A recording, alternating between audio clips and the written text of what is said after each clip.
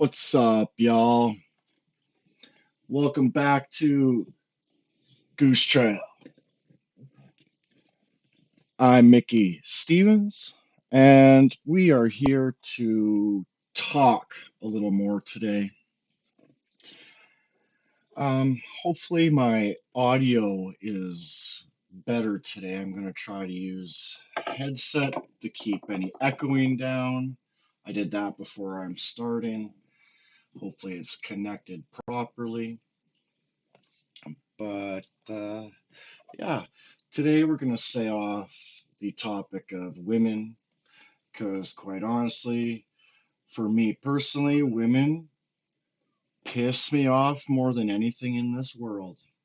They are truly demented creatures. I can't get, I can't explain enough in every type of example of how retarded women really are. Not every woman is retarded.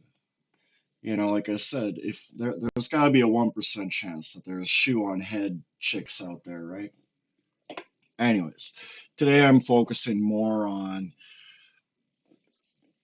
a Canadian issue. I'm Canadian. I am disabled now. Uh, Skateboarding accident, brain damage, survivor. I was supposed to be stuck in a bed for the rest of my life for the area that I hit my head on. I wasn't supposed to be able to talk or walk for the rest of my life. So, you know, you look at me and think, oh, he can't work? Of course he can work. You know what? I have seizures. I can have seizures if I push too long. So, this is kind of personal in my own way, but this stretches throughout every person in Canada. Okay. So, I'm going to just say one little factoid about Canada before we dive into this. Did you know that Canada is absolutely the most expensive place in the world to own a house? Canada is outrageous for housing pricing. I'm not going to watch that today. We're just going to pay attention to this right now because this is fucked up, so fucked up. There there is programs for people when they get through hard times and they're going through suicidal tendencies and people around them have to help watch how they act as they rehabilitate. Now, why is there programs to help people that are going through this type of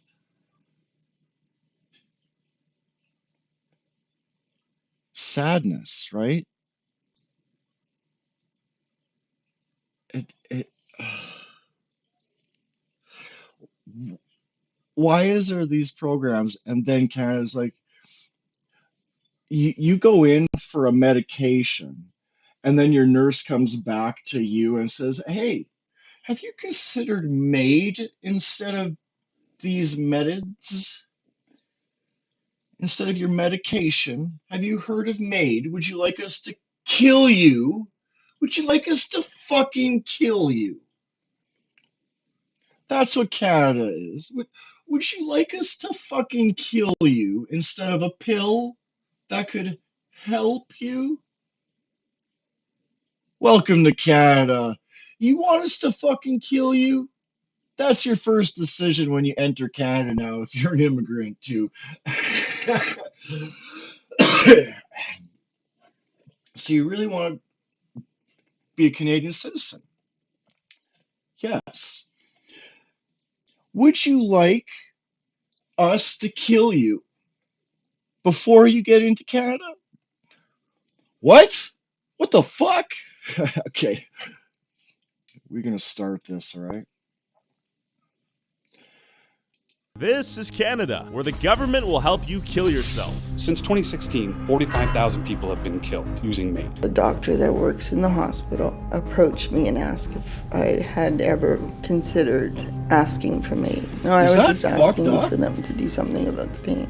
I don't know what it says about us that our response is to say, well, how about we offer you the choice to end your life? Are you I have a lot to fucking live kidding for. me? I'm not giving up, and to even offer me that option is insulting. I've been in the place that a lot of people who Insulting. want M.A.I.D have been in, where they just want it for an ending. They're like, I've suffered enough, I'm done, I can't do this anymore. And I repeatedly, I think it's 3 times, asked you about organ donation, where you're literally too poor to live, let us take your organs, and you saved us $86 million. Since 2016, Canada legalized euthanasia for those suffering terminal illnesses with reasonably foreseeable deaths. They called it medical assistance in dying, M.A.I.D. And in 2020, I'm actually super surprised that I didn't get asked for M.A.I.D. Because my traumatic brain injury happened in June 10th, 2017. So if this happened in 2016, I was flown by Star's helicopter to the General Hospital in Regina, Saskatchewan. So I would imagine the only reason I was not asked, quite honestly, would be the fact that I was in Regina, Saskatchewan. Yes, it is the capital of Saskatchewan, but Saskatchewan, it's like so small, it's so flat. Who the fuck cares about Saskatchewan, really? So I can clearly see the bigger cities, Vancouver, Edmonton, Calgary, Winnipeg, Toronto, Quebec. And let's face it, Quebec needs to be their own fucking country already and get the fuck out of Canada. That's some greedy fucking French bitches, man. Canada controversially amended the law to extend M.A.I.D to people suffering from a grievous or irremediable condition that have no risk of a foreseeable death. And in 2022, M.A.I.D use increased 31%, with Did you 13,241 see M.A.I.D that deaths, graph? accounting for 4.1% of all deaths in Canada that year. But increased 31%. Oh my, you see this? In 2016, they asked 1,000 people and they said, oh, it was probably more than 1,000. They probably asked like 5,000 at least. 1,000 said yes. They asked 10,000. Almost three said yes. They asked 12,000. Almost five say yes. Look, that is a true, almost a true 50% jump each, except for this one right here. 1 year, it went up 1,200 people. Then you get almost a true 50%. Almost a true 50%. Look at that. That's insane. 2016 to 2022 is only 6 years.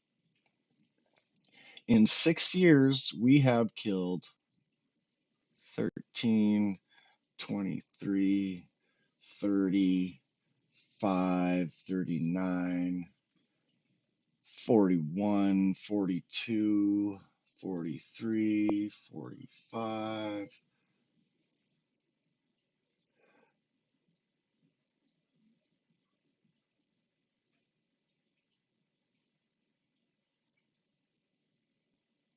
Did I just count 45,000?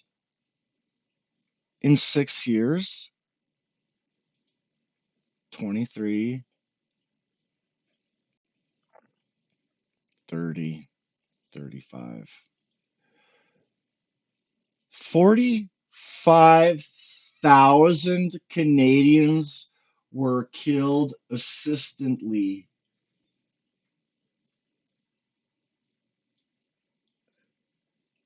45,000 people assistedly killed by Canadian politicians who passed the law.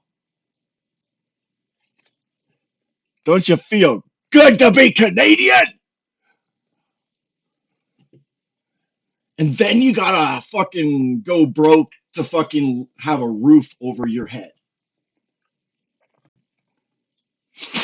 I am honestly truly blessed in a financial situation for being disabled. I'm not gonna give you the deets, but I can live comfortably. I guess. I guess. Like comfortably to someone who works on minimum wage. The comfortable part of my wage is the fact that I'm not spending money every day to drive a vehicle to work. Every day I don't eat specific 3 times a meal. When my belly gets hungry, I'm starting to grab something to eat. So, I'm saving money on gas and food, and food realistically because I have started to buy MRE meals, the military packaged meals. Wow. Man, you guys, bro, dude, seriously, yo. I should just go get just what one package looks like. Here, let's go check it out.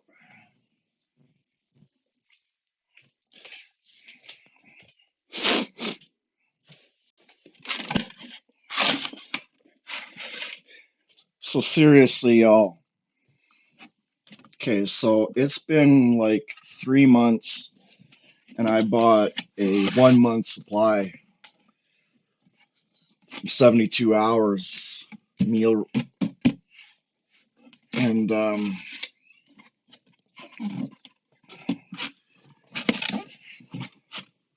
I don't have a lot. I've only got 2 different meals, well, 3 meals. So I got like cream of wheat left, cheddar broccoli rice, and some rice orzo pilaf. So everything in here is all got its sauces, and all I do every day is I just cook this. Hey, my man. Of course you need to check. You probably can't really see in there, but we'll try. Yeah, you can sort of see in there. Oh, little tank's in the way. Hey, tank. Yeah. I guess got all the spice and sauce. So once you cook that up in your pot for about 20-ish minutes, you got a premium meal, man. Seriously, you if you did want a little more expensiveness to your meal, throw in some chicken, throw in some tuna. I throw in some frozen vegetables to fill it up a bit. I even mix 2 meals together kind of thing for some different flavors. And this whole 1 month supply only cost me $560 in total after taxes. So, when you think about that fed me strong for 2.5 months at $550. I go to the grocery store once and I get like 3 bags. I'm coming out with over $300 easy. And that's gone in a week. You know, that's crazy. when you come to my channel, sorry y'all, but I get sidetracked. Little ADHD, little brain damage. There's just so much information in the head that I get sidetracked and it goes everywhere. So yeah, let's continue. With 13,241 MAID deaths, accounting for 4.1% of all deaths in Canada that year. But with the wait times to have the government help you unalive yourself being shorter than the wait time to receive pain treatment, long-term care, and other medical support aimed to improve the quality of life for people with serious illnesses, many Canadians fear the government is making it easier to die than to receive the medical care that the disabled, elderly, serious illnesses, many Canadians, long-term care, and other medical support aimed to improve. Look at that. So,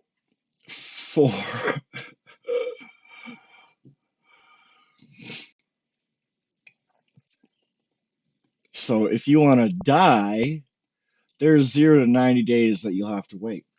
But for pain treatment clinic, there's 150 days. Long-term care home wait times is 210 days. Veterans disability claims is like almost a full year, yo. Okay, like 100 days off, but assertive community treatment over a year.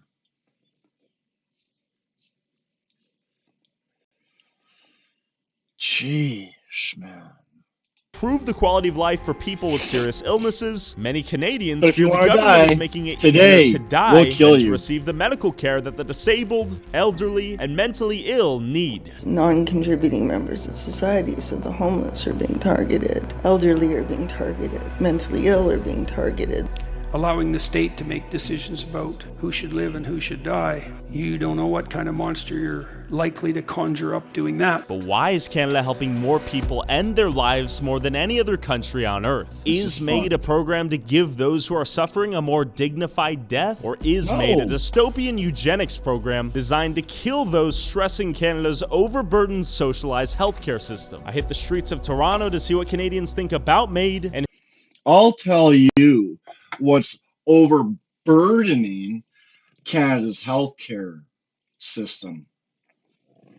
One, immigrants who've never had healthcare, and then they come to Canada and it's free, and then you go to the emergency room and you don't get to see one white person. You don't get to see one black person. Fuck, you don't even see Chinese people, man. You don't even see Indians in there half the time. Like, I do see Indians in there, but you got to understand some of their lifestyles when you're living in Regina, they just end up in the emergency room because of certain situations. Um, I love those people. Those are my favorite people. Um, my favorite people, Indians and whites. That feels like the most closest race to me, right?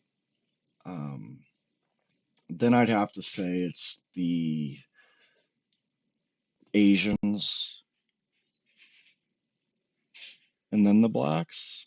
Because there's not so many blacks in Canada that you would think. There is groups of them, but I have I quite honest, like it's pretty rare that I've seen actual black skin. I have. I've I've associated with those great people, but I just haven't met or seen a lot of them. Um, there must be more in America than Canada. That's just a guess, because I do see a lot of black faces on like American video. Um, of course, there is in Canada, but I'm just saying that I haven't seen so much black. So I think they're like the fourth closest to my national kin, right? Anything other than the four, like they were all immigrating, right? So those are my four closest homie races, right? I'd have to go Indians first or closest, Asians are second, blacks are third. Yeah. Okay. I don't know how. See, like I said, I get off topic. I don't even know why I was Who talking should about qualify to be able to die? Do you have any thoughts on medically assisted death here in Canada? I mean, Let's I think let's under the right just circumstances, yeah. Okay. let's just read this, okay? Because this is always important. Viewer discretion is advised. Topics include suicide, depression, and death. The following video contains scenes that may be upsetting and distressing for some viewers. Okay, and if you are seriously someone that is dealing with uh, suicide, depression, anything, I don't even mind if you reached out to me to speak. I would keep things confidential, even if you don't believe that or not.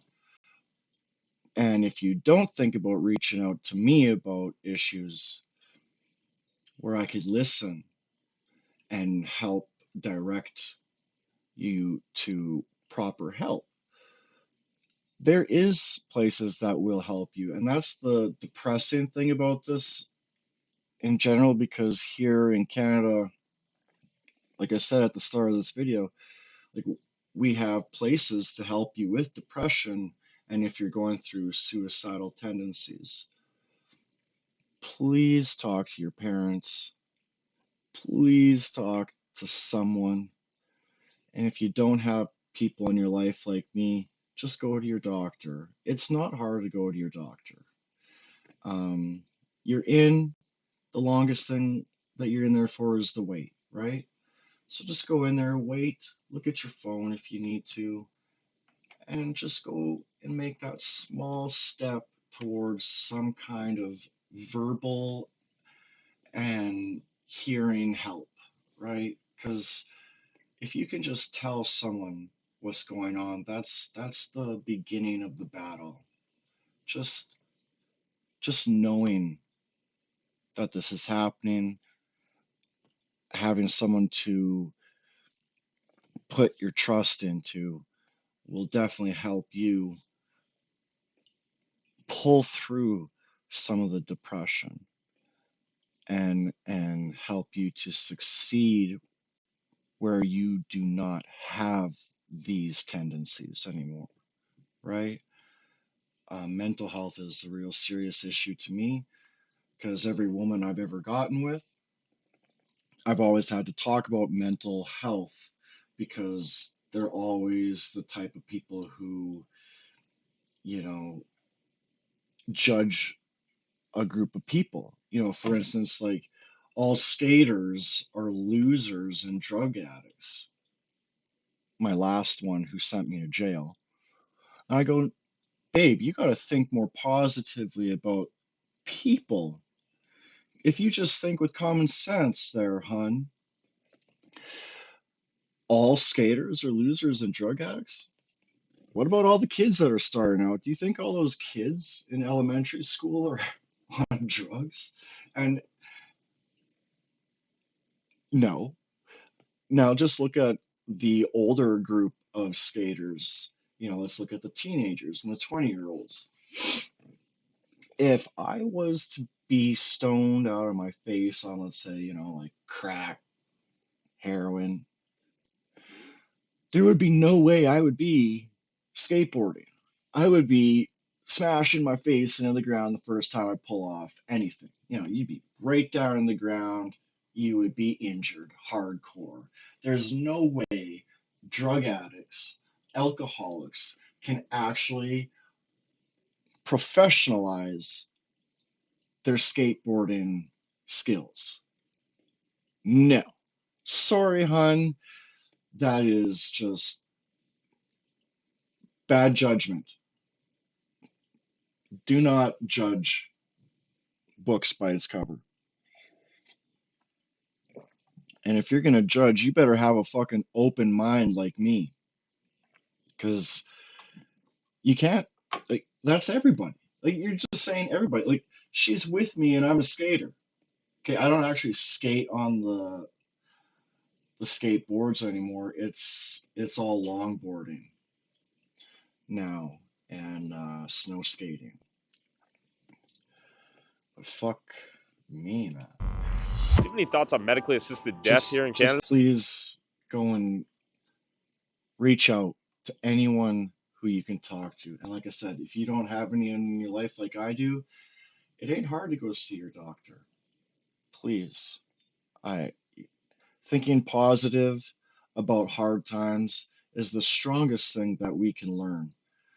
Thinking positive in tough times. Being able to not think negatively through hard times, that's the hard thing. And that's the thing that women can't understand to push through. I mean, I think under the right circumstances, yeah. Okay. Maybe. I've lost a family member to it, but it's a different type of grieving. But yeah. Hey, if that's what you want, I guess go for it. If you got some mental illness, maybe that should be something that we look closer at. But especially for older people, like, you know, if you want to go, you have every right to if you want. What about a minor? Not a minor, I wouldn't think. You definitely need to be able to, you know, legally make your own decisions. Let's say I'm depressed.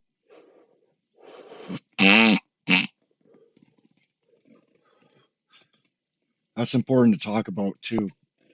Who could be deserving of M.A.I.D?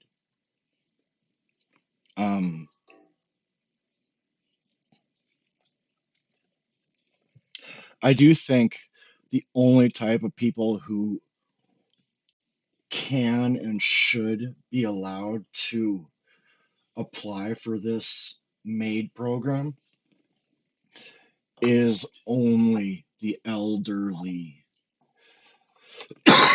That's not that's not to say that I don't like elderly.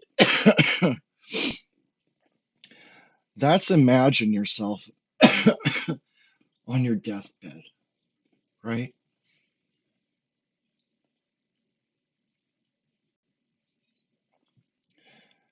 When you're in that death assisted zone in the hospital,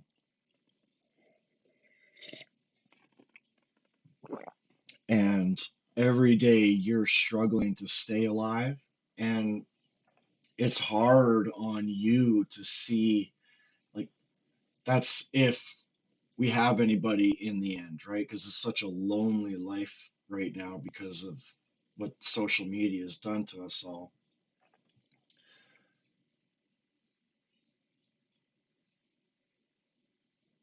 Whoa, brain fart. Big brain fart. That happens. And I go to the state and say, Sorry. hey, I want you to kill me. Do you agree with that or too far? Yeah. Only old people are allowed to ask for assisted deaths, euthanasia. You are so close to dying, and this is the end. You can't live any longer. If you make it through this, you've only got another couple weeks left, sort of speaking. Like, this is a program that is just made for elderly people. Just think about the past, right? Like, your old grandma or grandpa is on the bed at the farm. What's up, big man? Did you lose something, Tank? No, you're just bird hungry? I understand.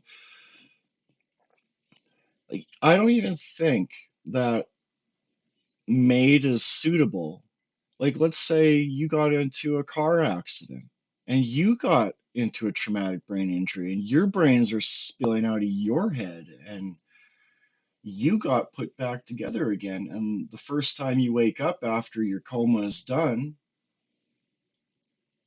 whether that be a half a year or 3 years. You wake up out of the coma after your traumatic brain injury, and then the first thing that's asked to you is, would you like M.A.I.D? He wants to kill you? No. Those people, you can't kill yourself, especially if you're young. Especially if you're young, because you haven't even become a true adult. Like at 30 years old, you have realistically finished growing up around 33, and now you're actually aging and getting older. So young people are not allowed, only the elderly, and that I'm strong on. Only the elderly. They've lived their life. They know how they feel. They know that this is just suffering now. Euthanizing is humane in those exact situations. You can't in any other way. There's just no. Too far. Too far? Yeah, it's too far. Good or bad thing? Good. Do you think it should only be accessible to terminal illnesses or mental illnesses as well? Illnesses Yeah. as well. What was the situation you lost your family member to in that context? Cancer. Okay. When you know it's terminal, she fought 18 years of a phenomenal fight. Yeah. But you get to the point where you just want to be on your way with dignity, and I think it was a difficult thing for those left behind, but an important thing. You know what? Maybe in those situations too. When every day becomes when the only thing that you have to think about when you wake up every day is putting your strength into trying to survive the pain. That is an elderly position. So I guess if there is specific situations where, they've spent half their life, let's say, fighting this, and they just can't get any better, and if it's up to them only, if it's up to them only, be available to her. Do you think she died a more dignified death, in her opinion, than she would have otherwise? 100%, because she was in her full capacity, and she made her own decisions on that. It's a bad thing. Bad thing? Yeah. Personally, I don't agree with it. When somebody is in that state in their life, they shouldn't have to decide on things like this. They're not in the mental position to make a competent decision? In general, I think for we human, we shouldn't encourage this sort of behavior. No, it will probably we just bring some other problems in the society. I mean, I agree. Some people maybe don't want to live because they are in bad conditions. So I think it's good that they can decide. What about, let's say I have an illness, a mental illness, like severe depression? Do you think I should be able to end my own life via the state? I don't think so, because maybe with therapy you can and pills you can improve. Okay. But it's different if you are like in bad conditions physically. It's horrible. Horrible? Yeah. I'm a little undecided. Yeah. But I think if it makes someone happy and they choose it, I would be comfortable based on their decision. If someone's like, yo, do this, I'll be questioning that. Okay. What's the intent behind it, right? Do you think your Canadian tax dollars should fund a program that is killing Canadians? When you position it like that, no, of course not. No? Yeah, I guess that's framing. State-funded euthanasia then, right? Yeah. Probably not. Like, if it becomes a choice, maybe it'd be more privatized. Yeah, I feel like our tax dollars can be used for something way better than what's going on right now. Do you support state-funded euthanasia? I do. Yes. What if I'm like severely depressed? Do you think I should qualify to go die by the state? No, I think you should help people for that. Euthanasia only for people who are very sick or, terminal. It depends, again, like it's case by case, if you're like 24, that's really young and like... I think that we need to look at, if this person is wanting to commit suicide, then we need to look at mental health issues, not just let's just kill each other. I don't know. I think that it's being used in the wrong way in many instances. I think now it's getting applied in situations where I don't think it should be. So financial hardship, most especially mental illness, but especially financial hardship. I've heard of some stories where people just hand to mouth and they can't get out of it. And this is being proposed to them as an option. And I just think it's disgusting in that way. So, yeah. I think in general it can be a good thing. I think it's been probably overextended with a little oversight. Do you think it's being offered to people who perhaps should not be offered death? That's a difficult thing to ascertain because I do think that people do have agency and should have a lot of say in their own matter. It's just a question of probably needs to be better vetted by regulatory bodies, in this case generally physicians. Do you think it should be state funded? Last question for you. We do have a healthcare system that is state funded, so if done appropriately, yes, I do. Do you think, given that Pandora's box is open here, that it'll be sold to certain individuals as a quick fix? I mean, my understanding is that it already has been, instead of providing a more holistic and more compassionate approach, because I think it might be a quick fix. I think if you have a terminal illness and that's an option you want to take advantage of, I think more power to you, but I just think that it's been pushed in ways that it shouldn't be. So a government program where I can die if I want to die, if I get 2 doctors to sign off, good or bad? I think it's good. Yeah, I mean, I feel like it should be someone's choice. They're right. If you don't want to live in a body that doesn't work anymore, it should be your right to be able to go. So yeah, I think it's a personal choice. I mean, it's not for everybody, obviously, but I'm telling you, what I see in a long-term care home is pretty sad. I don't want to live like that. I don't want to be able to not know if I'm hungry or feeding myself or taking care of myself. So I think it's a good thing, and I hope we keep it. That's track 1, obviously, right? That's the terminal illness. Do you think that should extend to, let's say, mental illnesses, like severe depression or something like that? Yeah, I think it should include that to certain degrees. With like lots of peer review, more than one doctor, lots of information thrown at it before any decision made. Yeah. Exactly. What about those who are not terminally ill but still want to die? The only woman. Let me introduce you to Mitchell, a 42-year-old man who's considered M.A.I.D as an option to escape his mental illnesses and financial destitution. We're here discussing M.A.I.D. How did you get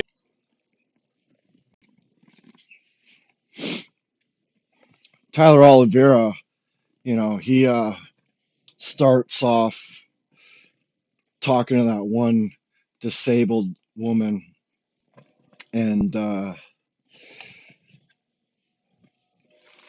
maybe she had a look to her. The doctors were like, "Hey, you want to do it?" But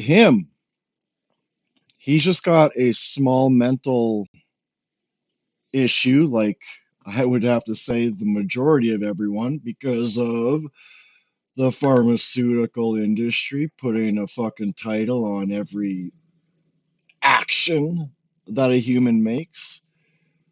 No. acquainted with M.A.I.D? Tell me a little bit about your story. You can kind of start at point 0.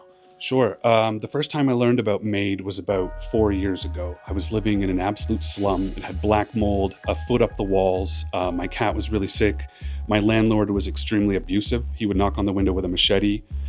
We were raided by police twice, where I'm standing in my boxers being searched and my room's being searched, and I didn't know why. And I was paying $600 a month Canadian for that place. And eventually I hit a breaking point and I learned about M.A.I.D and I started to fantasize about it. I was like, that's my release. I can't do it myself. I've had passive suicide most of my life, so I haven't been able to act on it. And I was like, well, that's my way out. And so I started writing letters and I started getting myself ready to apply.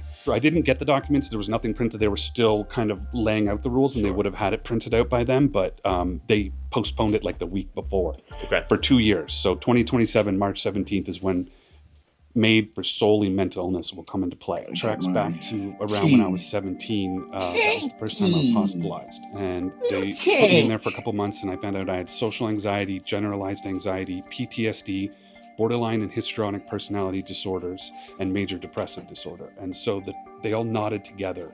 And I suspect now, later on, that I probably had autism too.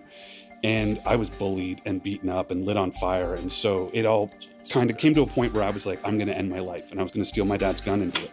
And so I told them, and they took me to Homewood here in Guelph, the mental hospital downtown. And when the doctors told them my whole diagnosis, by the time I was 18, a year later, I was homeless. I started selling my body at the age of 18, homeless, without any family, and that was downtown here at Guelph. And that just adds to the trauma, and it feels like it's almost like a how a blank zone. man I was sells his homeless body. seven times, hospitalized 14 Probably times. in a bigger city, though. Lost track of how many clients I was with. It destroys you inside, and you become so dehumanized. Diagnosed with 2 more mental illnesses since the homelessness. So, did you speak to a doctor initially? Did you say, "Hey, I'm considering this. What are your thoughts?" No. Okay, so you never got that far at that time. That far because I was waiting for March 17th. Was when they were going to make it eligible for people with solely mental illness, and I knew I'd have a fast pass. And then Mitchell and I went downtown to discuss another group he thinks M.A.I.D may be targeting. We're here right now because you used to live here. Yeah, actually, when I was 18, I first found myself homeless here in the downtown core of Guelph. You can feel the temperature right now with that wind. Imagine being in a small little tent and having just cardboard to sleep on. Your mind really starts to wander, and as I said earlier, you dehumanize yourself and you start to think of yourself as less, and that really, it leads towards you considering things like M.A.I.D or on your own. But M.A.I.D would be in place where you'd be able to get accepted for it and someone would do it for you. And if that's the problem that's stopping you, if you're stuck at, passive suicide, then you get that extra nudge that you don't really need when you're already vulnerable. Do you think people who are homeless will be targeted by the M.A.I.D agenda? I absolutely think so, just because through my own experience, I gained that agoraphobia and bulimia, and that made me eligible for M.A.I.D, and therefore that's already the targeting in place. Do you think there will be people calling the hotline, or will they be propositioned and... Gotta pause because the fucking trailer trash redneck loser retards are starting up their truck again. It's embarrassing. Their exhaust pipe has to be cracked in half before the muffler. And let me tell you how to fix that, everyone. You go to the grocery store. You get yourself a Campbell's soup. Doesn't matter. Whatever you like. Finish it. Cut out both ends. And then cut it in half. Like, cut the cylinder once down. Open it up. Put it around muffler. So it goes exhaust to muffler, or if it's just broken exhaust pipe, get that bitch around, get 2 ring clamps, 100%. That exhaust goes right through the muffler again. And then you wouldn't have fucking redneck fucking shit over there. And that fucking truck over there that's starting up is the rustiest shit I've ever seen. The back driver's side fender of the box is so rusted out, like towards the bumper, after the wheel well to the bumper, it is so rusted over the wheel well that the back part of the fender towards the bumper comes out and it flaps. So if it's going down the highway, that fucking fender is basically trying to like rip right off the entire truck because it's so rusted. And then they start it up. And then they just let it sit there. And they just fucking...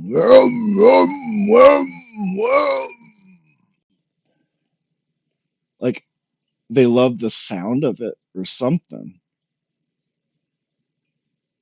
Because they don't... They just start it up and fucking rev it. That's all they do. That's all they do. They start it up and they rev it. I'm surprised it hasn't revved yet again.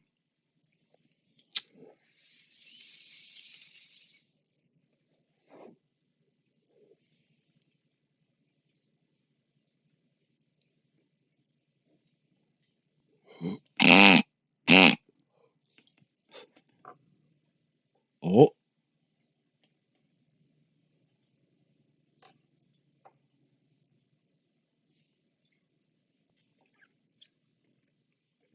See, that's what a normal person would sound like. Bringing up the RPMs, just bring it up to about 2,000 just to get the battery charging. or just to get everything moving smoothly, you know? Because when you're at,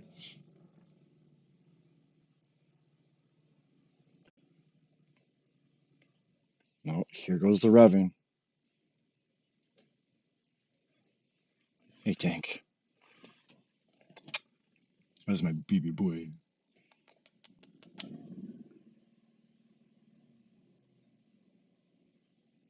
Starting to rev. Come on, you losers. Do what you usually do.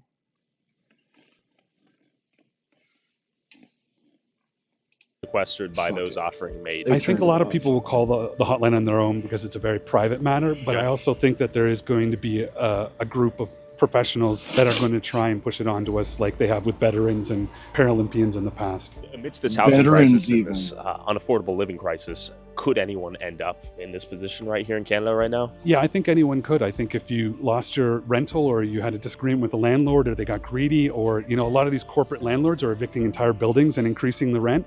So you might feel safe right now. You might be at home saying, well, I'm not disabled. I've got a house. That can be taken away from you so easily.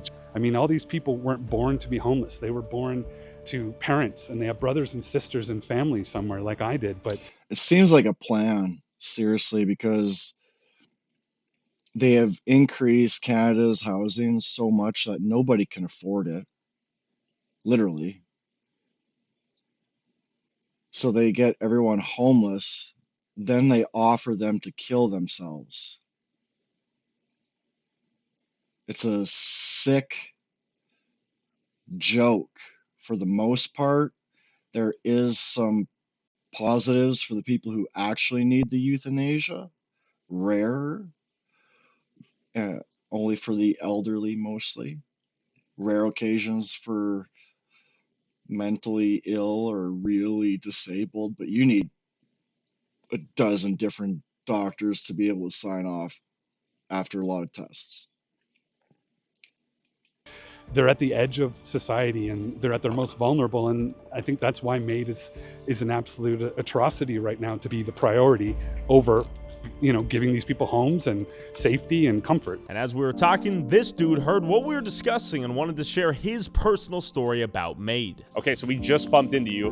Can you tell me a bit about your story? I was almost murdered about a year ago here in this town by a gang of 6 guys. It was awful. I don't really want to get into too much about that, but my rehabilitation has encompassed basically me just taking care of myself and the people of the community, helping me out. The system's completely failed me. When all this happened, the only kind of help that I was really offered by victim services was therapy kind of help, and if I chose, I could take MAID. So immediately you were presented the option to end your own life. Immediately. Yeah, that's how you put it. That's kind of crazy, right? Yeah, for me, absolutely, considering that I fought off 6 thugs to stay alive. There would be no reason for me to want to take my own life. Just the assumption that somebody is going through struggle, that they can't.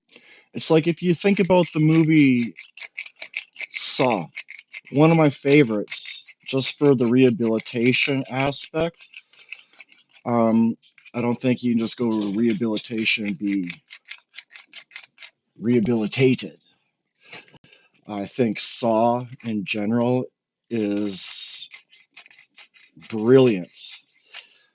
The only time a person will change for the better, I believe, is how Saw has developed his rehabilitation program for the sick and demented. You have to sacrifice your blood to survive in order for you to appreciate your own life. I think Saw is brilliant. It really hits on a very intelligent way of rehabilitation. Not that I believe that rehabilitation should be like that, because that would be fucked up. Would that be fucked up? Holy shit, man. if rehabilitation was Saw's therapy,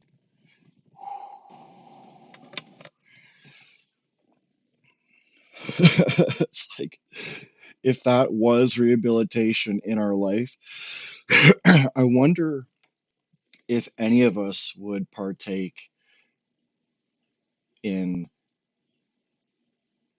anything that could be addictive. And that's something hard to think about because I can get addicted to my quad. I can get addicted to my car. I could get addicted to my computer. I could get addicted to drugs. I could get addicted to alcohol. I could addicted to mobile fucking games. So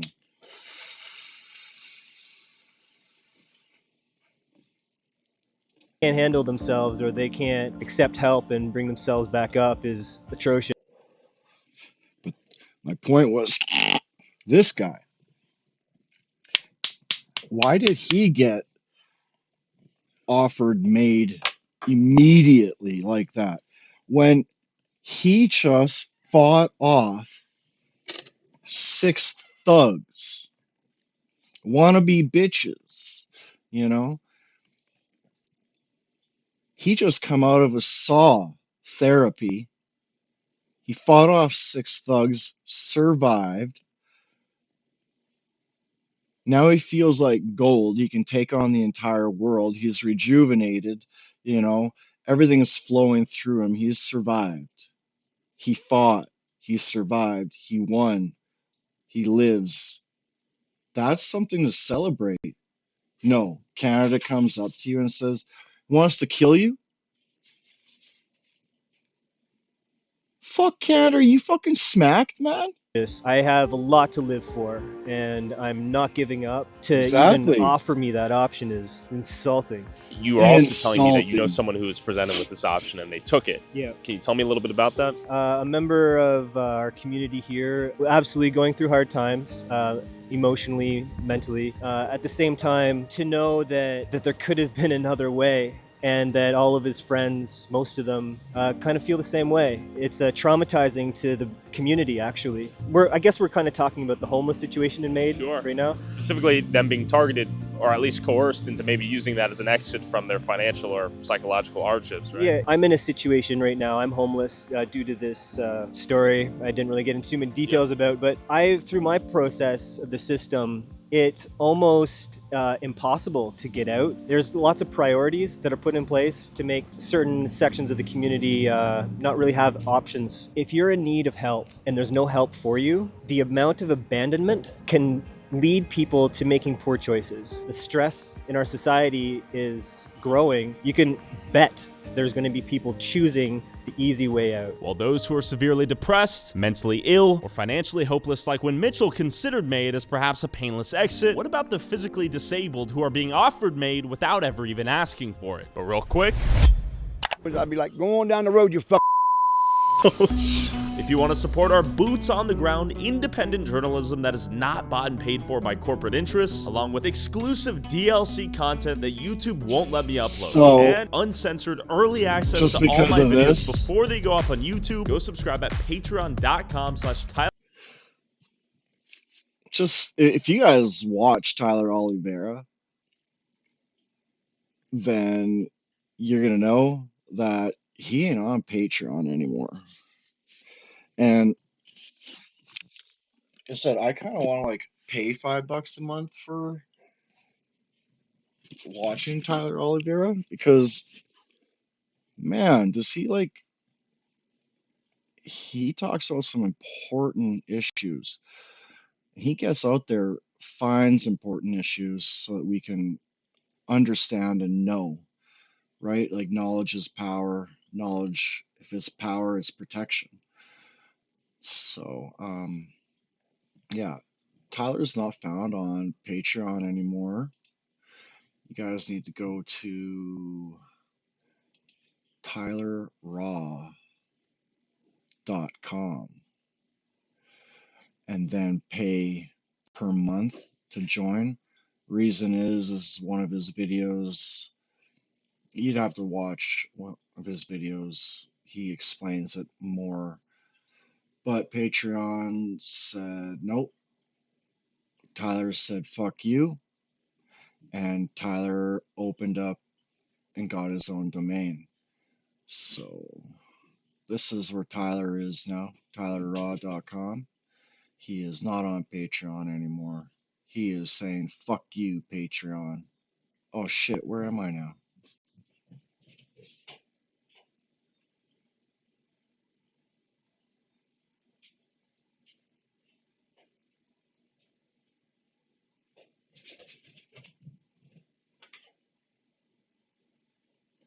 What the? I'd be like, go on down the road, you fuck. If you want to support our boots on the ground, independent journalism that is not bought and paid for by corporate interests, along with exclusive DLC content that YouTube won't let me upload, and uncensored early access to all my videos before they go up on YouTube, go subscribe at patreon.com/Tyler Oliveira for less than $5 a month. Heather, you're in a wheelchair. What is the condition you have? I have spastic cerebral palsy. I was born with it. I was born very premature and should not have lived, but God had other ideas. You're a miracle yourself. Yeah, this is... Yeah, there's no reason that I should be here. I was born at 25 weeks gestation, weighing I a was pound supposed to be and 6 literally dead ounces. too. Yeah. Before Or NICUs were invented, once they and I started was putting me breathing on my together, own. There's no reason I should I have was been going to be breathing on stuck my own in a except for bed. God. And I'm here because I'm concerned with the Pandora's box that this is. Heather, when were you first made aware of the existence of M.A.I.D being offered by the government? I was like all ears as soon as they introduced the legislation. The disabled community saw the threat right away. The threat of eugenics? Yeah, exactly. They'll start with the terminally ill, of course, but that's just the start off point. 2017, I started to have issues where I was having muscle spasms that started from my low back and would fire straight down to my toes and would basically lock up every muscle between those 2 points. So, second hospitalization, I had a hospitalist, which is a doctor that works in the hospital, approach me and ask if I had ever considered asking for M.A.I.D. The first time I was just stunned. I'm asking for pain control, not for death. My unfavorite nurse was on and I had to use the bathroom, so I rang for that and she came. I got back to the bed with no assistance from her. As she was putting the side rolls up, she said, have you ever considered M.A.I.D? Because this isn't quality of life, this is existing. And I just said to her, you don't get to make that call. She said, well, if I were in your position, I'd take it in a heartbeat. Jeez. And I said, the answer is no. God put me on this earth and he's the only one taking me home. And then she said, now you're being selfish. That was like, whoa, this is going somewhere not good fast. Yeah. You mentioned that you were offered M.A.I.D in every other region of Canada? Yeah, I was offered it twice in BC or British Columbia, once in Alberta, which is in Saskatchewan, and I thankfully have had really good care here so far. It's more prevalent than you would ever imagine. It's already absolutely clear that Canada has a housing problem. It's a crisis right now. Those lumped together with the fact that there isn't an increase in mental health support, there isn't an increase in addiction and drug support. In fact, there's a decrease. We just lost our safe consumption site and there's already been 2 deaths. So people who are left in the behind are just going like, okay, so 2 years for an eye surgery or 8 years for a hip or, you know, those, and they feel so stressed out. They know they're not going to get mental health support. They know they're not going to get the drug support they need. And they're already so dehumanized, especially when you're homeless and you don't have a place in the world. You really have to deal with an identity crisis. And so I've been in the place that a lot of people who want M.A.I.D have been in, where they just want it for an ending. They're like, I've suffered enough. I'm done. I can't do this anymore. They repeatedly, I think it's 3 times, ask you about organ donation because they want to have the organs of these people who are too poor. And so what does that make it that the rich are, you know, too rich to die and that the poor are too poor to live? It just becomes a second-tier healthcare system in itself. Homeless people, people with drug addictions, mentally ill. Who's on the hit list of the M.A.I.D program in your worst case scenario? I think all of the above because I try. So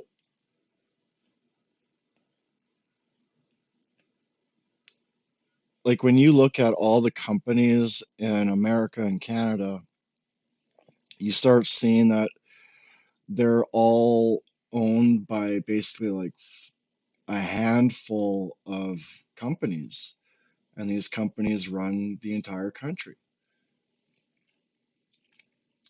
So what it seems like with what he just said, So the rich can't afford to die, and the poor can't afford to live. Like that just hit something in my head where this M.A.I.D program is to feed off of citizens' depression. So if we can feed off of the citizens' depression and help keep population down a little bit,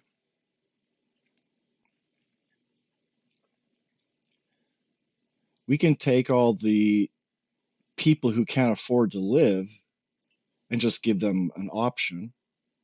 And that option would give a lot of body parts that could be R&R'd into the rich, and they keep living off of the poor people, right? But I don't understand how this plan is really going to work when they have when society is ruined through the internet, social media. Way too many Karens and retards are able to access it and share their opinions, which creates, death threats and defamation. Um, so how are they going to farm a bunch of the poor bodies when they themselves have also been mostly to blame with how the internet was handled and how people handle it? Or like we should have some kind of rule, like if people are out there threatening people, like the police need to get on these threats. For example, like Nick Shirley is getting a bunch of death threats these days just because he exposed America's fraud. So now he's got to live every day with death threats. Like, I'm sorry, like anyone who is violent online needs to go into jail because there's no need for violence online. This is a place where we used to share, but now if you share or say anything, you're going to be defamed, right? Um, one of which I'm not scared of because my brain damage, I can't work. So tough luck trying to ruin my life. All right, fucker? If that's the kind of person you are, tough luck with me. You say whatever you want to say. The only people you're going to be able to find a call is 3 people in my life: mother, father, and one girl I've known for 10 years, and she's my bestest friend. So, how do you farm the poor, which are giving their organs, when there isn't enough babies being made anymore? And I'm telling you, I won't ever look at a female again unless it's on my computer screen. The only time I'm going to talk to you girls is if you're behind a counter and you're the worker and I'm the customer getting my food or my gas. All right, you have lost all respect coming from this gentle Virgo. I am the most empathetic fucking soul in this world. Of course, I'm going to talk like a G. Alright?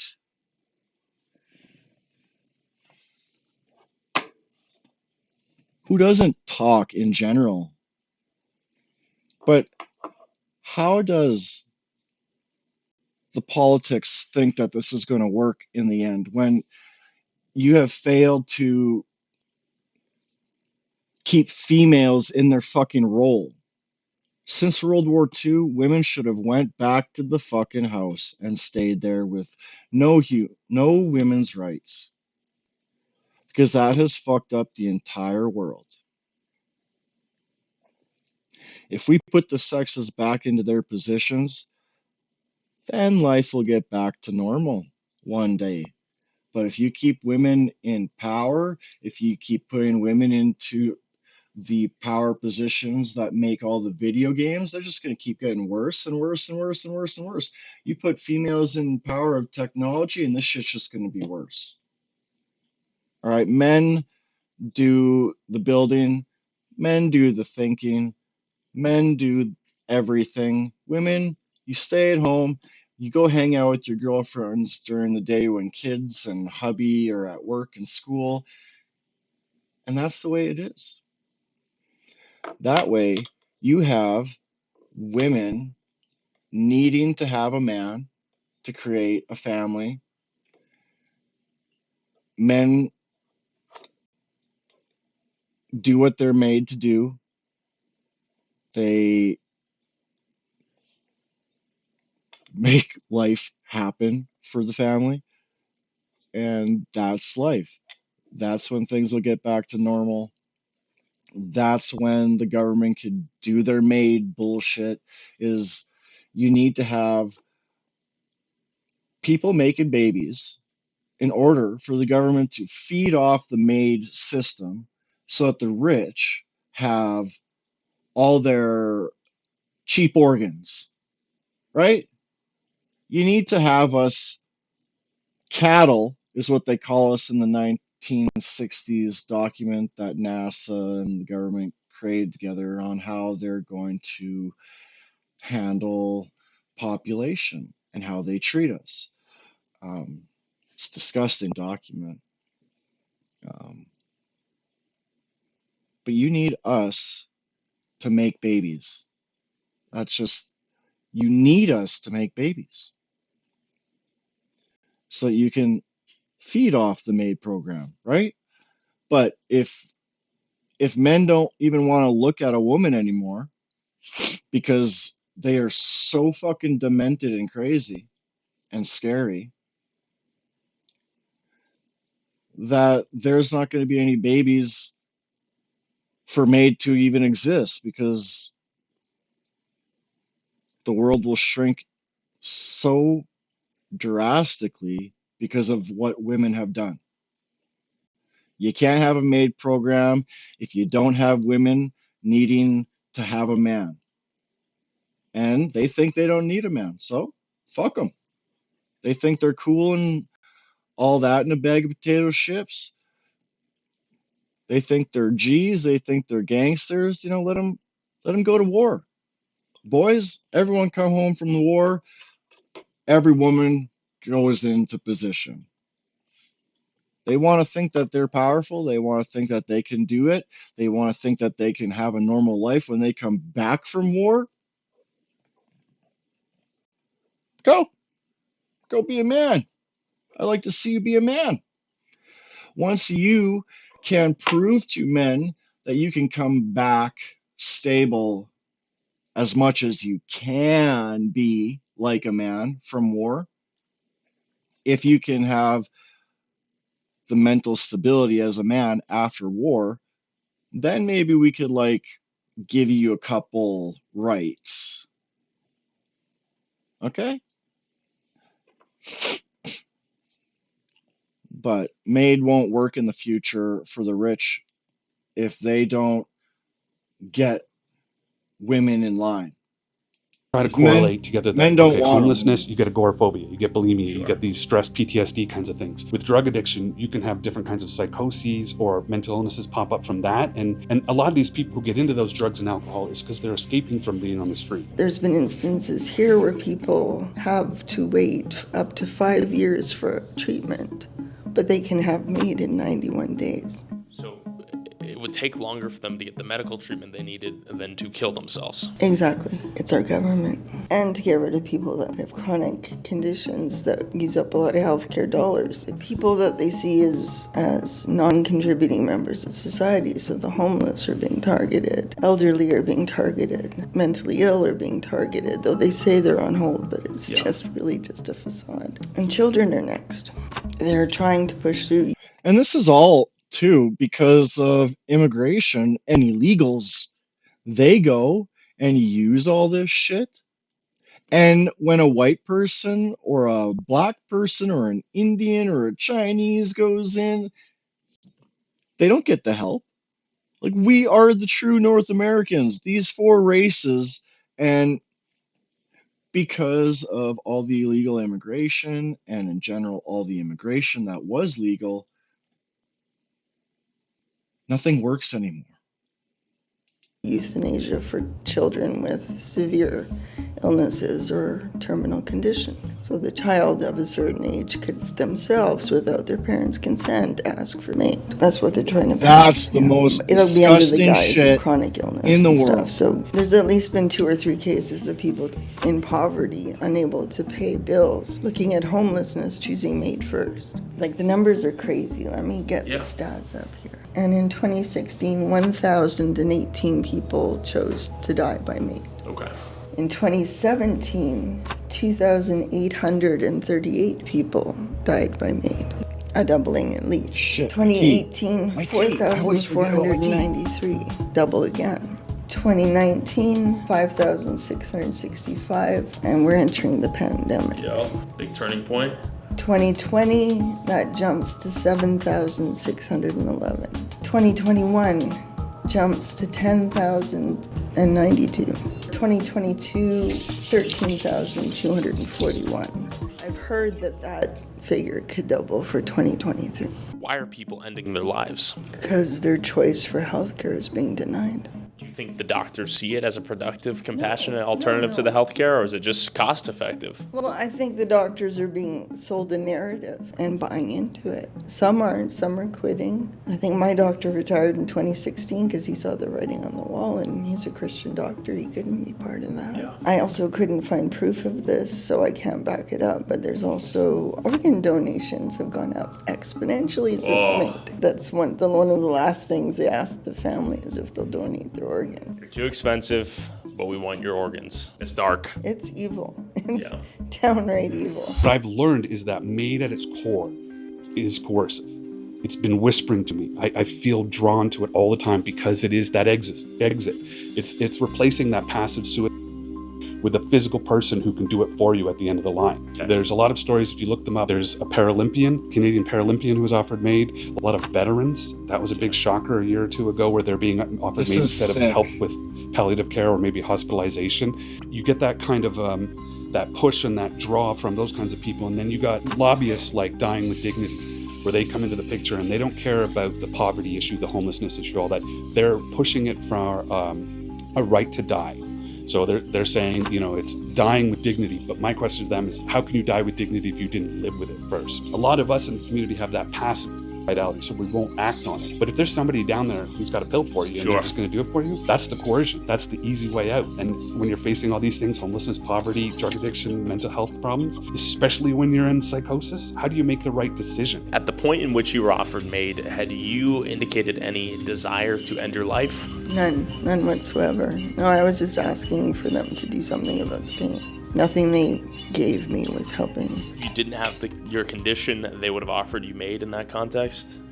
Probably not. Probably not. It's ending a life. It's murder as far as I'm concerned. And I know there's a lot of countries right now debating this topic, which is why I'm talking about it, because I want those countries to know that it's a Pandora's box. Once the lid's off, there's no putting it back on.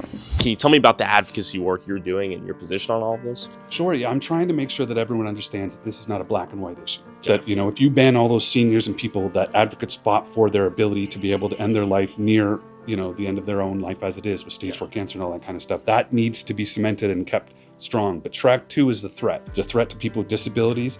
It's a threat to everyday people, because people with disabilities are made up of people who are in car accidents, victims of assault from a partner, people who are at workplace and got injured. And all of them are falling under the disability tree now. And some of those people are being denied workplace benefits, or they're dealing with that violent partner still, and they're stuck there because of the benefits or because of homelessness. All these things are percolating together and making it an absolute threat to us. This through is an coercion, important that scene violent. right here. See, now my first one that started getting me into trouble with the law was my ex-wife, Alicia Smith, that fucking whore bag. So, like I said, if you've wronged me in real life, I'll fucking bring your name up here. I don't care. You want to be a hoe? You want to be an ass? We'll talk about it here. I'm not defaming in any way. I'm just telling what happened to me.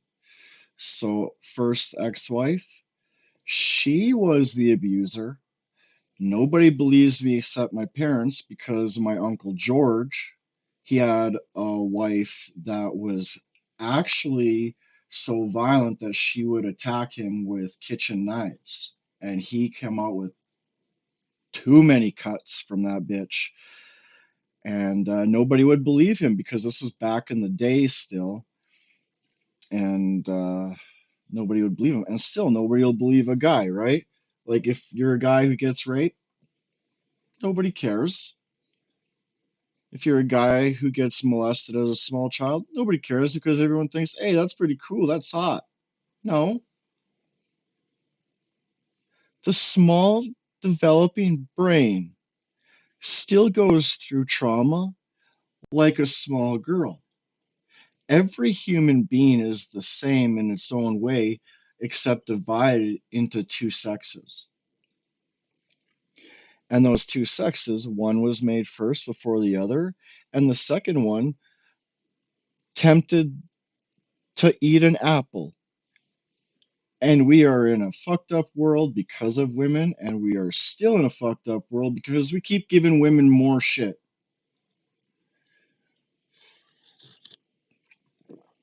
So my first and only ex-wife, she was so abusive. Like, I'm talking like she's slapping, she's kicking me, she's trying to knee me in the dick as much as she can, and I haven't even said anything.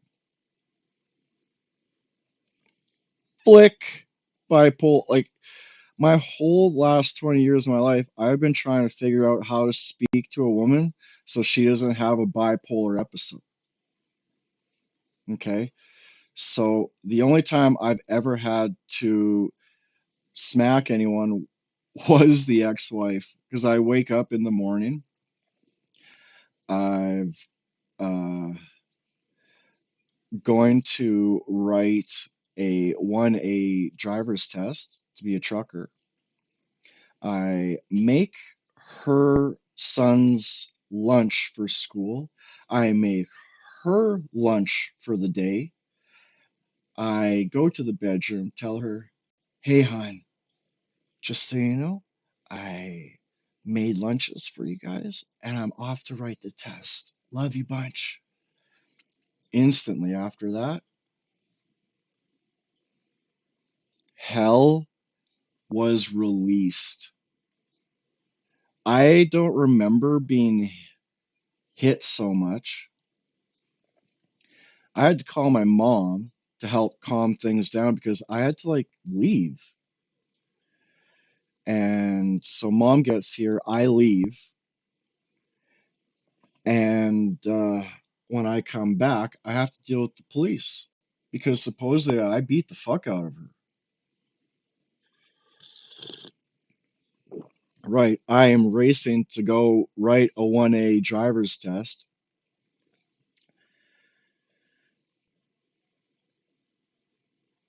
I'm trying to get out of the house while you're beating the fuck out of me and screaming things that I can't. Like, women say the most disgusting shit, the most foul shit comes out of their mouth. Men can't speak such vile shit that a woman can. It's just, I can't imagine it. I can't remember it. I don't understand it. I don't understand what's happening.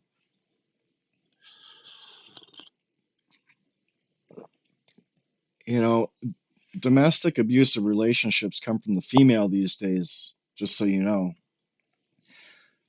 The only time a guy ever had to do that is because she has went so batshit crazy that he has to push her off of her just to defend himself. He's got to push her off. And then that smack on the back of that head was to say, you say you love me. How about you show me a little bit of fucking respect? Okay? Calm down. You want to fucking go all ape shit on me like this? You deserve this. Whoopsh. You deserve more than just a whoopsh. I hate women. You deserve a lot more than just a whoopsh.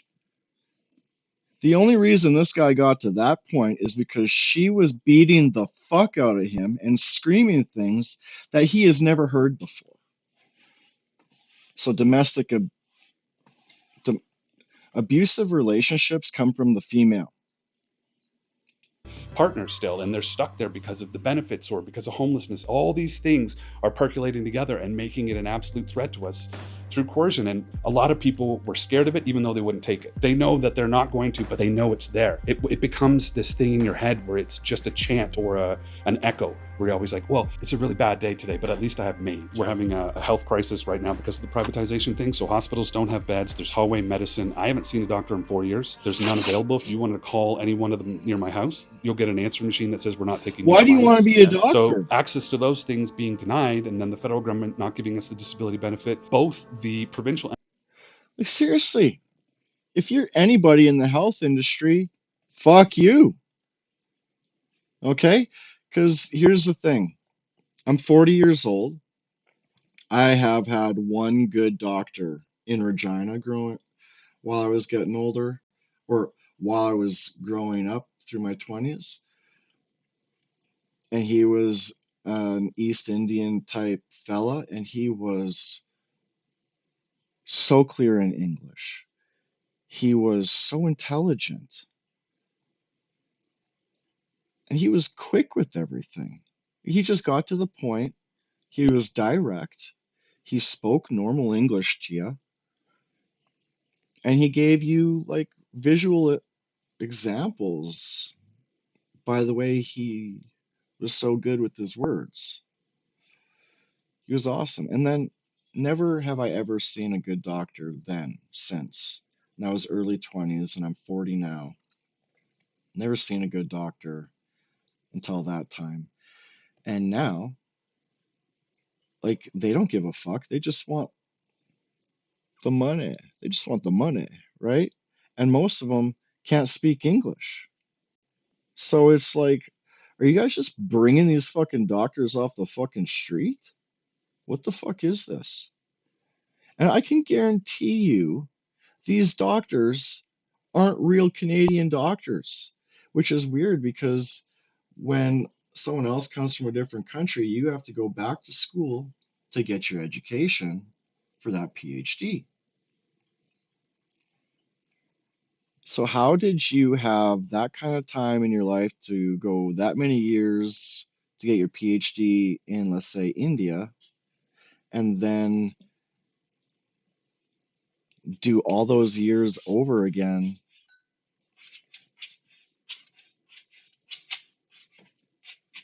to get your PhD? It doesn't make any sense. Canada did something dirty. They pulled over doctors guaranteed and just put them into the workforce.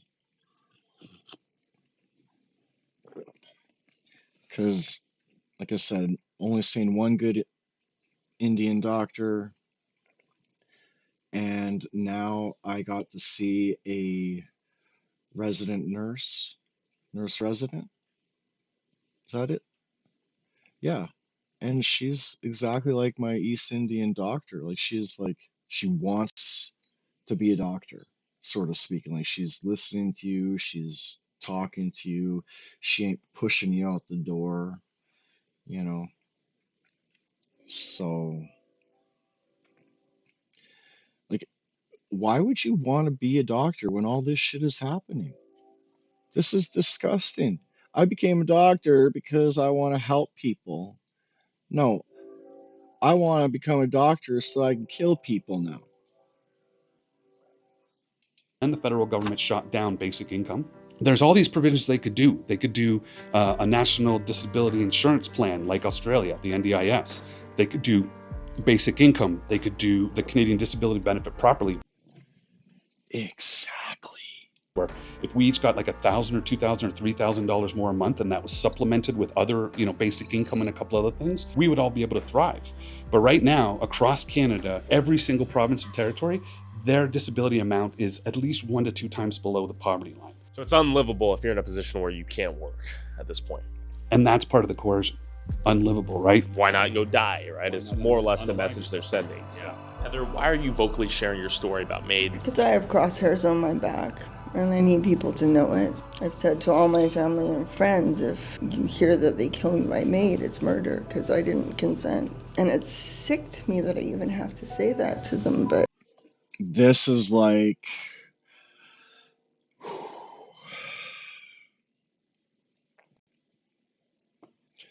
our fake pandemic, COVID. My mom's mom, my baba, she was dying like before COVID hit. And once COVID hit, I believe, I don't know exactly. I'm might be wrong, but I swear I remember someone in the family at the time after her death that someone said that she was labeled as a COVID case. No. No. My baba did not die of COVID. My baba was getting old, and she went through old people times. She died a natural fucking death because she was in the hospital before the pandemic.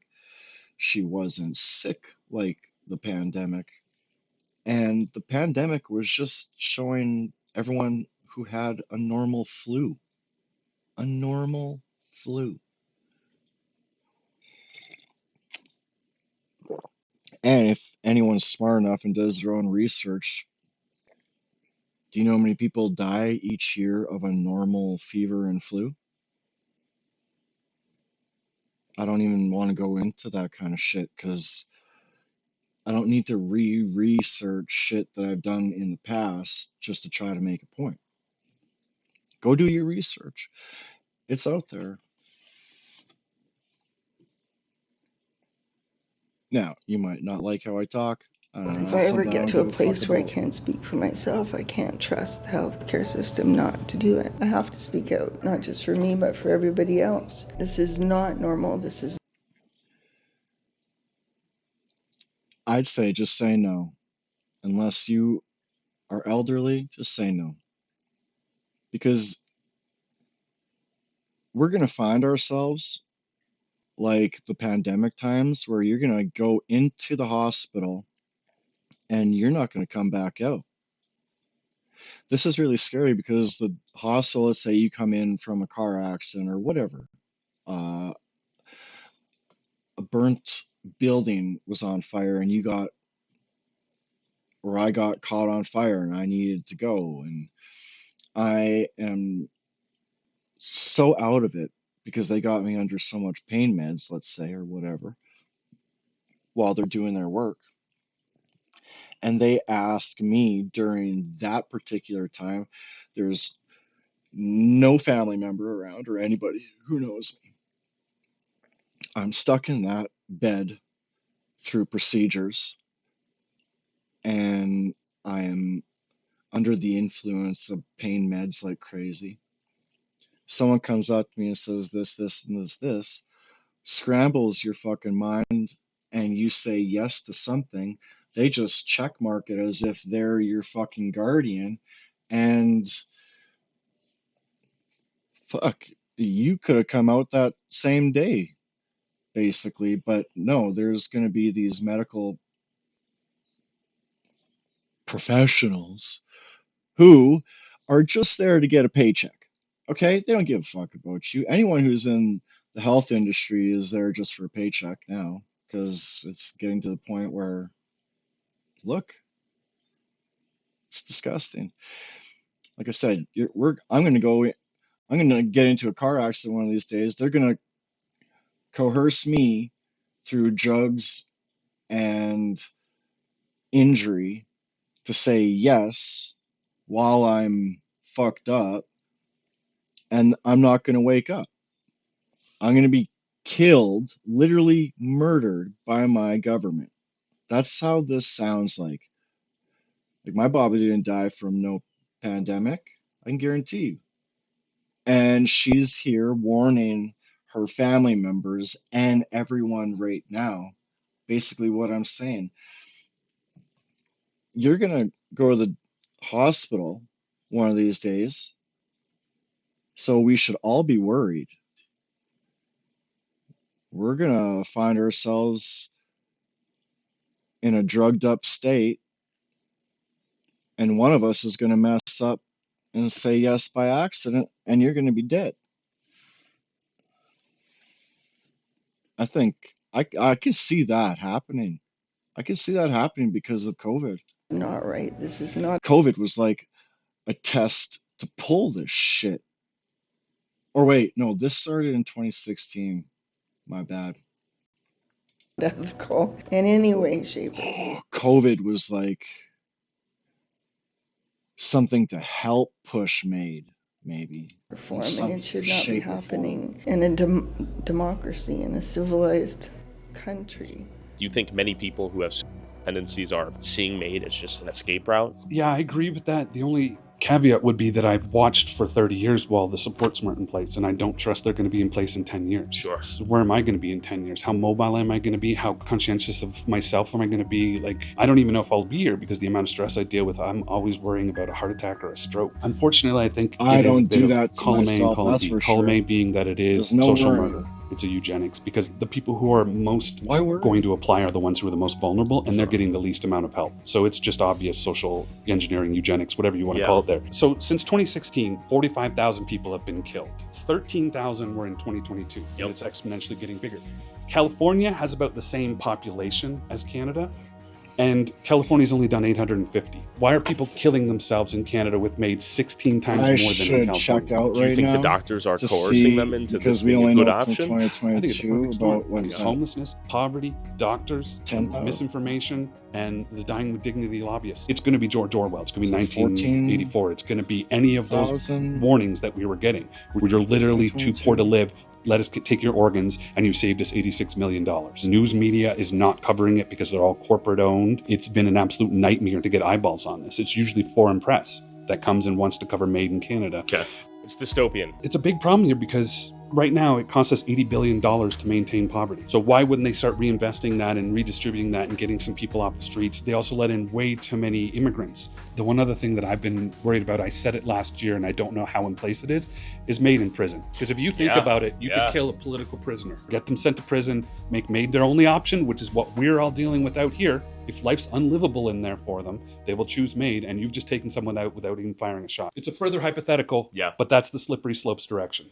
And I've also heard that minors who may qualify for the mental illness track and deformed babies or babies with severe disabilities are now being considered. Is that real? Yeah, that was real. That was a doctor in Quebec trying to table that, and I think that Dying with Dignity is Quebec, also of course. Children in later on, but trying to get the win right now with the solely mental illness. That's the biggest problem with these types of programs. It is always a slippery slope. It's always something more has to be included, and that's what the UK is really echoing, where it's like, we might put this in place, but look what happened in Canada. Now they're doing this and this, and purely solely mental illness. Like, that's crossing the line. And if you go back in time 2 years ago, if it was sold to you and pushed on you by multiple doctors, do you think you would have taken them up on it? 100%. Because I don't care about my life and I want to change things. And my biggest goal doing all this advocacy that I do is to make sure that I don't happen again. That there isn't some 17-year out there about to go homeless and be 18, selling his body on the streets, living in squalor, becoming an alcoholic, and just bouncing around for 20-odd, 30-odd years, not understanding what was going on and who was doing it to him. But now that I'm an advocate,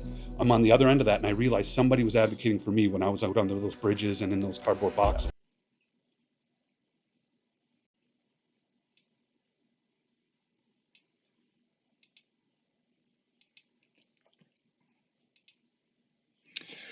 As of late 2025 last year, over 76,000 people have taken the medical assistance in dying in Canada since it legalized in 2016, with 16,499 deaths reported in 2024 alone.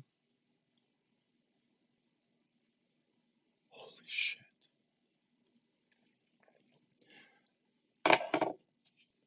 God, I really do pray for all of those souls, man. Just because they took that, don't let them go to hell. I love them. I love them. I love them. In Jesus' name.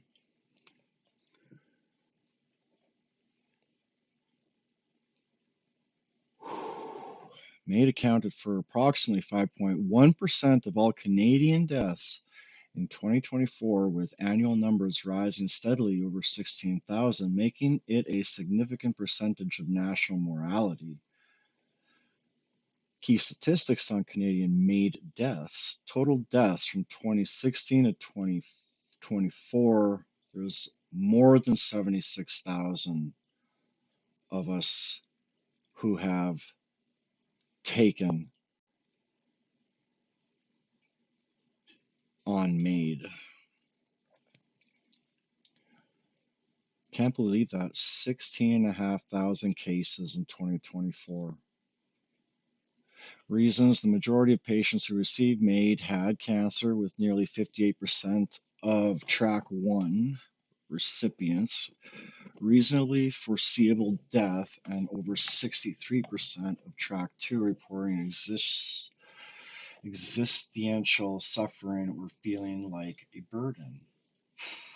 That's the real suicides right there.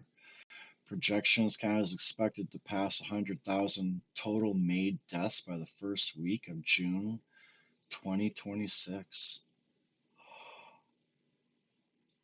Nearly 10 years of the practice. Contextual data: while the numbers have increased, Health Canada stats that M.A.I.D is a specialized health service for those with grievous and irremediable conditions and should not be directly compared with leading causes of death, such as cancer or heart disease, to rank its prevalence.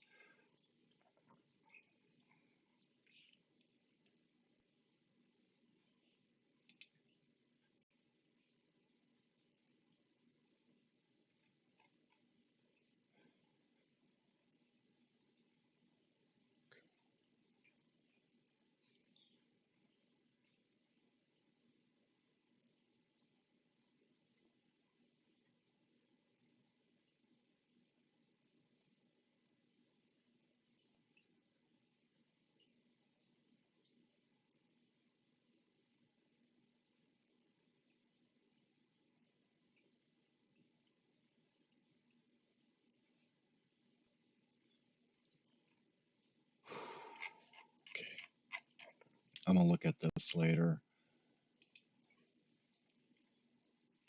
I just need to see a little more on a government page. And that now I have to represent 1,000, maybe a couple thousand who are out there right now like that, in shelters, who are on the street, who aren't vocal, who aren't articulate, who don't have the spot to be able to do these kinds of messages. And that's you. For. Yeah. I think you need to remain here. Now you have responsibility on your shoulders. Is there a Yes. world where M.A.I.D could be implemented against your own will at some point if some medical problem reason happened? If this to live. pandemic treaty is He's signed, people fighting don't for understand what's something. in this treaty. It's far beyond just pandemic. Tell me what's in this treaty. It seizes control of healthcare, period, in the nations that sign up for it. They can force vaccinate anybody with any vaccine they deem necessary. And that's just the tip of the iceberg. There's other... See, I was just talking about that too. Like the pandemic, they're going to force this shit on us. So anyone who is into any kind of activities with their ATVs, mountain bikes, skateboards, man, I'm not joking. If you find yourself in a position where you can't speak for yourself in the hospital in the future, you ain't coming out of that place. The government's going to take full control of your decisions, of our decisions. You know, like they're already taking over crypto from us. We created that. That's ours. We got to pay taxes on that. And that's such a dirty fucking industry. Like that is the most scammed place in the entire world is the crypto. I I won't even use Base by Coinbase. Um, Base is like a bunch of criminals themselves. I had the privilege of knowing someone who works from that industry, and they hooked me up on Base. And every time I go use my Base, I can't access my own account. Every time I get my account in there somehow, every time I go back into it a week later, it's gone. So Base from Coinbase is completely crooked and fucked. I'm so sick and tired of crypto. I've lost it every time I've started it, except when I stick to myself and when I do my own crypto.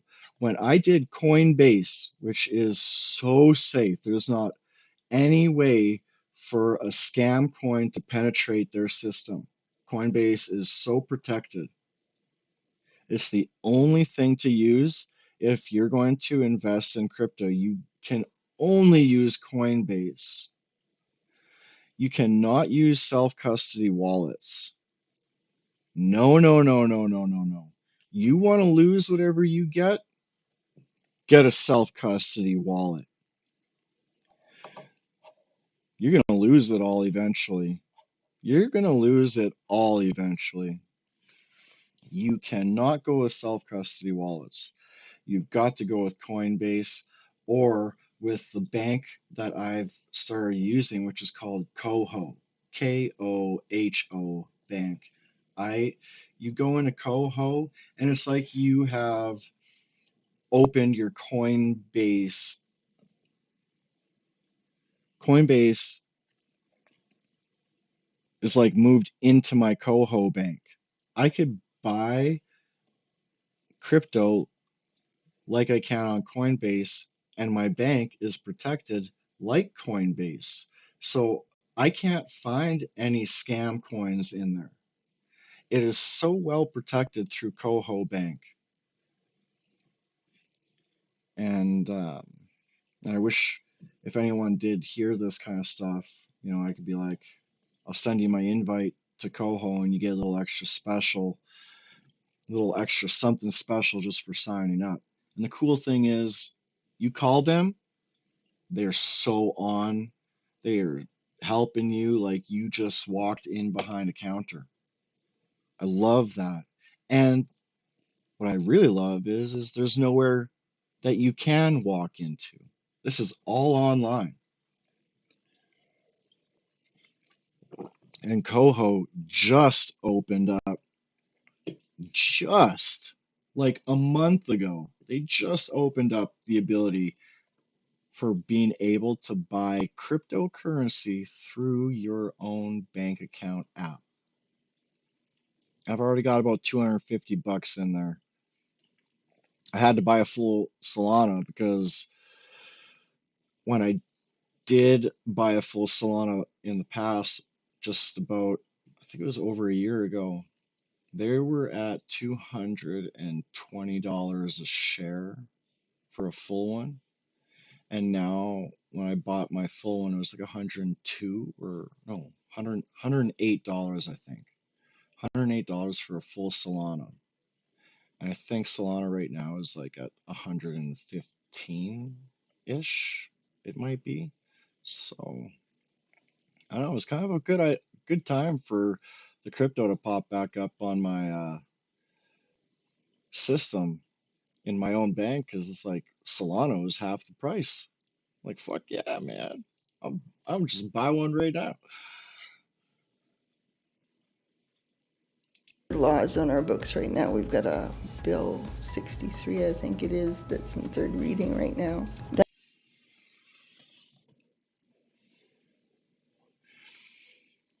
Under Bill C-63, an online comment could cost you thousands.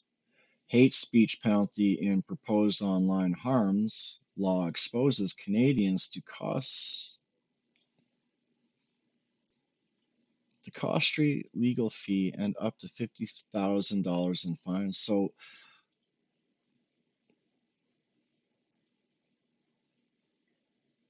I guess I could be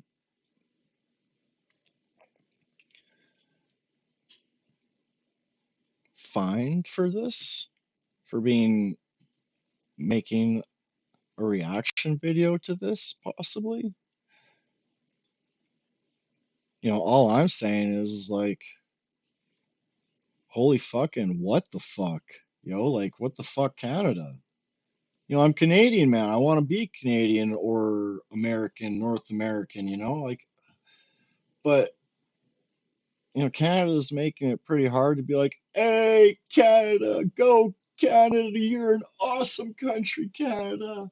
Oh, Canada. It's getting hard to think like, I love my country. Like, I love my country.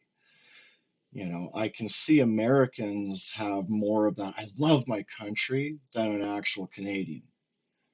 And I kind of wonder why. Like, you going to fine me for talking about this, maybe?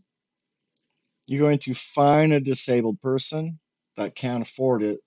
So you're going to ask me for the M.A.I.D because I can't afford to pay your 50,000 so that you can take and harvest my organs? See what like, they're playing a dirty trick. This is a Pandora's box. Like, this woman is That would expressing. make speaking out against our government jailable. Just like Great Britain. There was a time nations stood up for democracy and fought for Here's freedom. the thing.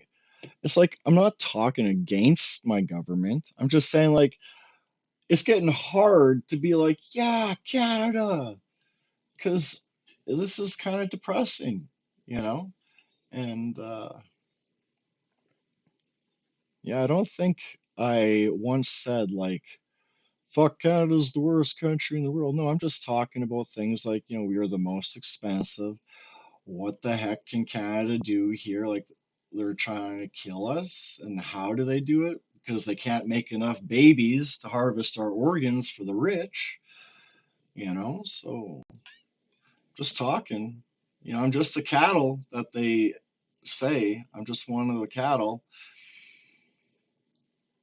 in society, but this little cattle isn't stupid.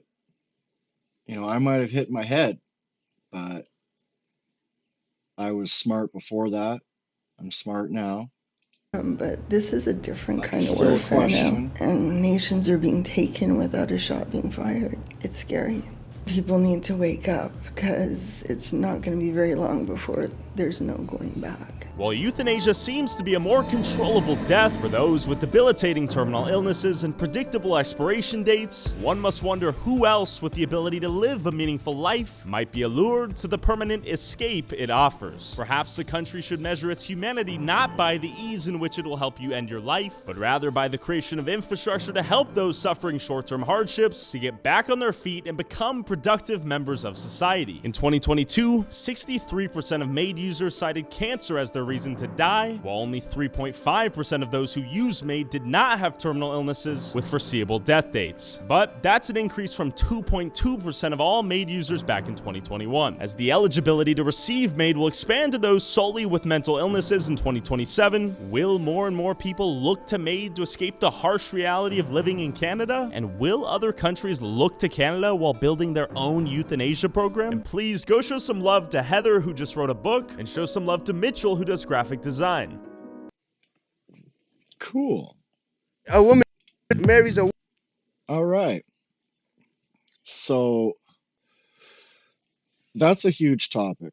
Only want to talk about it because it's only the beginning, even though it's been a decade almost. The only way that things start happening is through conversation, right? And like I said, I'm not sitting here and saying, fuck Canada. No, I'm just saying there's issues that are arising, and is there different things that we could be doing? I don't know realistically, but can we just start talking about it? Can the complaining is the starting of talking? You know, we got to complain in order to brainstorm, right? So let's complain a little bit. Let's start brainstorming. Let's figure out different ways that Canada can maybe get rid of M.A.I.D, or put more specifics on M.A.I.D, like we were saying, like only the elderly, um,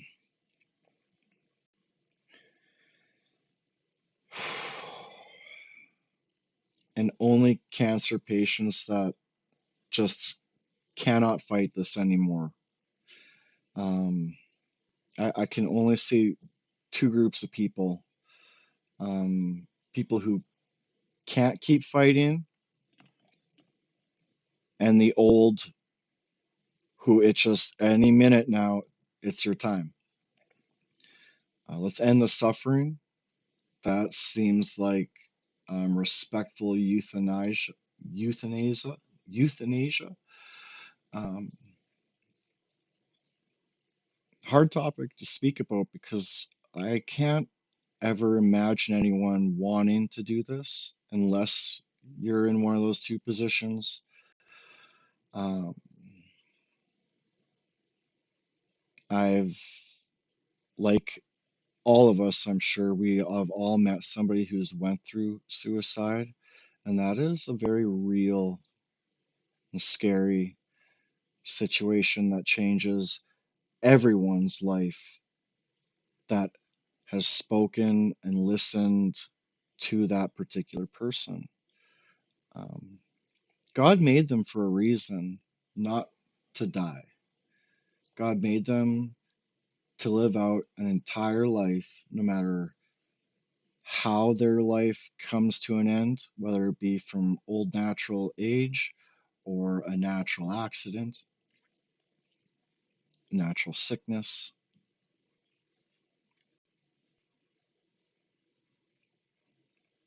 This needs to have more specifics on M.A.I.D for the euthanizing. It should be for anyone who wants to just go in and say, I can't take this anymore. I want to die. Um, and we're in the most loneliest part of our existence, I'd say.